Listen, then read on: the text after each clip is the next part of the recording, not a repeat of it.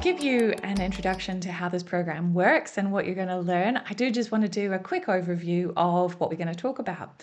So, you guys are all here for this support. Some of you might be having just one module, some of you might be going through the whole journey with us together. So, whether you're on the piece by piece journey or whether you're going through this with us, then these are the sorts of things that you can expect to take away. Firstly, it will come as no surprise to you that the first module is a little bit of a resilience 101 to check that we're all on the same page and we're speaking the same language, because you might be tempted to skip that module thinking, oh yeah, I've heard all of this generic stuff before, right? But as it turns out, much of what you've heard might have actually been wrong. There's a lot of misconceptions, a lot of outdated ideals, a lot of concepts that we've kind of missed the point of. And even though I'm somebody who really believes in practical and, trying not to get fixated on theories or academics, there is just a small section that I do want to make some clarifying points. Because if we don't focus on those, it turns out that after a couple of decades in our profession of talking about some of this stuff, we've been talking about the wrong things. And while semantics doesn't matter that much in the grand scheme of things, if we're talking about the wrong language and we're getting the wrong help and we're putting in place the wrong solutions. So we are going to do a little bit of just getting us all on the same page, talking through some definitions. Even if you're somebody who has sat through 6 billion different versions of leadership or resilience or emotional intelligence or well-being training before, I encourage you to listen to that anyway, because I guarantee there'll be something in there that you didn't know. Then we're going to move into the foundation stuff. This is stuff that you've probably heard before. You might have had a corporate psychologist or an EAP provider come into your workplace, or you've gone to a talk, or you've seen it at a conference. The kind of foundational stuff. I do want to touch on that, mostly because I want to talk about the fact that why it's not enough and why it's not helping, and also why we all find it so hard. Okay. But then we're going to really dig into the deep stuff. Why is all of the above only really getting us to the point of surviving our profession? And I don't think that surviving is a good enough thing to aim for. We're going to try to aim further. We're going to try to aim for thriving in our profession. And that is where a lot of Module 3 kicks off, is what's the difference? Why does it matter between the focus that we've had historically on being okay and moving towards a being better than okay model of well-being and resilience? We are also going to have a whole module on what I love to call the fluffy stuff. All right. Some people might call this a little bit woo-woo. While it does sometimes feel, if you're a really scientifically minded person, it can be uncomfortable to start talking about things like mindset. I promise 100% that this is fully and utterly backed by science and peer-reviewed evidence. None of this is woo-woo nonsense, okay? And again, I really want you to think about, if it's making you uncomfortable, why is that? And do you want to challenge some of those pre-existing assumptions? But also, I think if you stick with me through it and you join me for it, it will not be nearly as woo-you as you are expecting. And in fact, a lot of the mindset work is incredibly practical. So we're going to talk about that. We are also going to have a whole module about interpersonal success. Now, that sounds a little bit odd to some people when we're talking about individual and personal and professional resilience. Why are we talking about getting along with other people?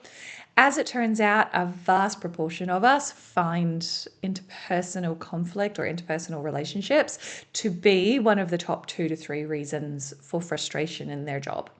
So we're actually going to do a little bit of work on trying to minimize that, both in the what can you do about it, but also when it comes to it, what does an awkward conversation look like? How can we do that well in a way that moves us forward and doesn't make us feel terrible or the other person feel terrible? And the last module, we're really going to focus on how does this approach to resilience in our profession merge with actually being a human being? Because of course this is one of the mistakes that we keep making, isn't it, as we keep talking about our professional lives and our personal lives, as if those two things are different and as if the skills that are needed in those areas are different, when in fact it will come as no surprise to you that they're exactly the same skills. But I really want to challenge some long held assumptions about what it looks like to thrive in either space. Yes, that means a little bit of work life balance conversation, but again, hopefully a pretty different perspective on that than what you're used to. Now, I am also going to show you here some of the learning objectives that we set aside. I know not everybody comes to this to listen to all of the learning objectives, but for those of you that are into the academics of what we're trying to teach, I really want to make sure that you have a good understanding of what you can hope to gain out of this program. Okay, so firstly, the intro. It's not going to come as any surprise. We're going to learn a little bit about how it's going to work, why you might want to take some of this seriously. From my perspective, do I have a clue what I'm talking about? And why are you here? And is this the right program for you? We're going to do some work on the foundations, like I said, but really we're going to explore the differences between burnout, between moral trauma, between compassion fatigue and empathy fatigue, and check that we are developing strategies for the right one. Okay. We're also going to touch on, why does this matter? Because a lot of people kind of put this into the soft skills space, but I want to be really clear that this is not just a life success tool. This is also a professional success tool. If you want to be as good as you can be at your job, this matters. Okay. We're going to talk through about the difference between toxic positivity and positive psychology and what it means to thrive rather than just aim for not failing.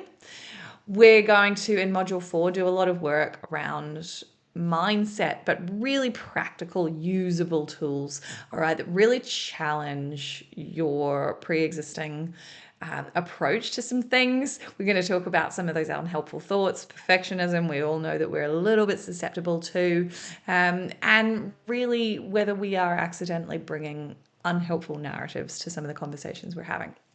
In the interpersonal success module, we're going to really talk about emotional intelligence. Now, nobody wants to be told that they need to increase their emotional intelligence, but the truth is that almost every single one of us does.